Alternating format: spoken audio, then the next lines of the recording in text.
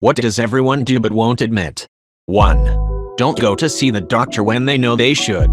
2. Give advice that they don't follow. Ask for advice and don't follow. 100% usually it's to see if you agree with them. If not, oh well. Well, sometimes it's good to get other people's opinions even if I decide not to act on them. It doesn't mean I don't appreciate it, I'm just interested in another perspective in case I've missed something. 3. Tried to sing, like, really good. When I'm alone, I be hitting those high notes even though I sound like a dying walrus. My morning voice in the shower. I can hit some damn good bass notes, even the occasional growl. But eventually the voice fades away, my sinuses tighten up in the cold, etc. and I lose all ability to sing. Damn it. There was a Woody Allen, movie where this was a minor plot point. Some opera manager heard his kid's dad singing in the shower and recruited him, but then the guy couldn't sing for shit. Eventually they popped him on stage in a shower. 4. Wonder if people that have since long disappeared from your life, or you've only met once or twice, from time to time still think about you. Probably so. I know I have. I've also caught up with people I haven't seen in a decade or more who said they thought of me on occasion. Some of these thoughts of others are seemingly random thoughts that have no connection to anything as of recent. Think about how much time you have over 10 years. If you have a constant inner monologue and you are awake 12 hours a day, you've got time for 8.22 million unique thoughts, 20 seconds per thought. You have enough time to think about someone you cared about and wonder how the horses in Nick can stand wearing a top hat hundreds of times over. 5. Take a huge dump and just sit there like, damn, that was awesome. I got mugged once, and they took my camera. The last picture that I ever took on it was a glorious bono of a turd that I couldn't bear to leave undocumented. I was furious about losing my passport, wallet, etc., but liked the idea of the rowdy little fucker who took them being amazed and terrified by a picture of a turd. 6. Pick their nose and scratch their ass. There was a similar ask a while back and this came up. One user's dad apparently had a saying, we all pick our noses. It's what we do afterwards that separates us. Right? New line. I have caught so many people eating it after, it wouldn't surprise me if somewhere around 50% of all people do. When you think about it, every time someone snorts it is a similar thing, so it isn't surprising people aren't grossed out by it. What I did see once that baffled me was someone that ate theirs if they just popped. You just don't do that. 7. Think about compliments given by someone years ago. When I was a freshman in high school, I had this super shaggy hair until I got frustrated with it and cut it. This girl in my social studies class noticed, lit up, and said, I can see your face. I forget what I said in response exactly, but I was clearly shy about it, and she went on, it's a very good thing. Right? New line. It's now 25 years later and I never grew my hair out again. 8. Imagining what life would be like with your crush, even as an adult. Everyone talking like they only had one crush growing up. I crushed on new people all the time, well into my late 20s. I can't be the only one. I still crush on people now in my 30s. I'm confused, is the crushing supposed to end at some point? 9. Home Alone farts that rattle the windows and scare the pets. The neighbors' pets. I farted on the farm once and the cows started walking away from me. 10. Fart in public. It may be discreet, but you've done it.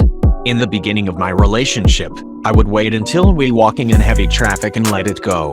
He heard me once and now every time a bus goes by, he gives me a sideways look.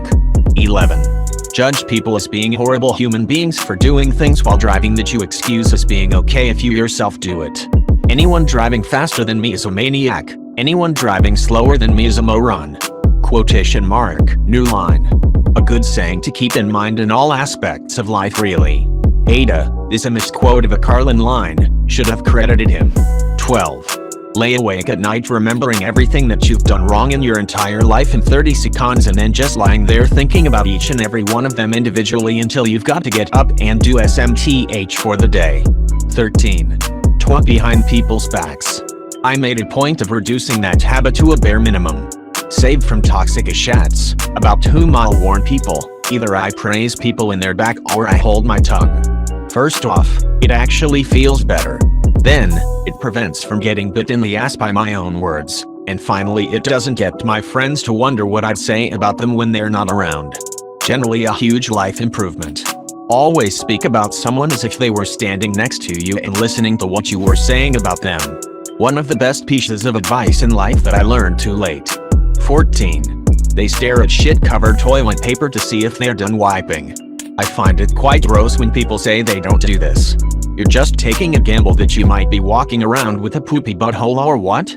Wait, there are people who wipe and don't check to see that it's clean before finishing? The fuck? 15. We're all going longer than 1 week between bedsheet washes. Wait, you're supposed to wash bedsheets every week? I'm genuinely shocked at myself if I do it every month. You're supposed to do every week because the oil, sweat, and dirt build up and can give you acne and other things. But every 2 weeks is fine, or even longer if you shower right before bed.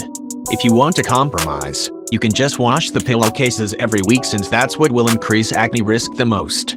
16. Have hero fantasies. I don't know if everyone does this, but I'd like to know. When I read about something horrible, I put on my proverbial cape and fix it. Maybe I am there to see the rape or murder before it happens and stop it. Sometimes I prepare humble speech for the press as well.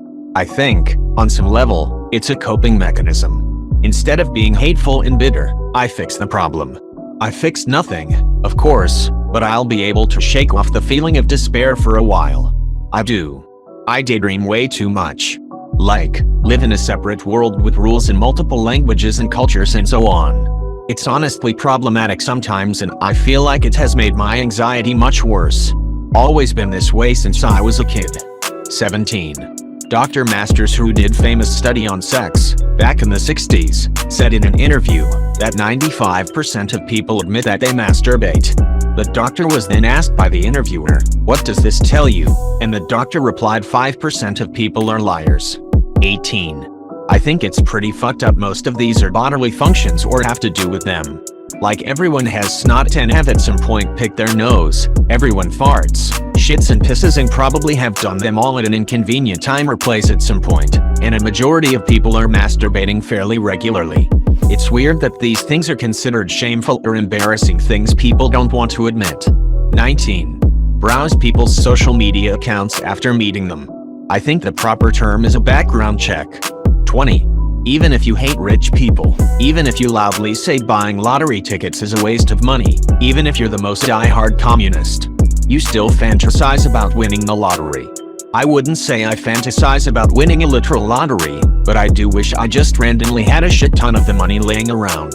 Use it to buy a house out in the middle of nowhere. 21.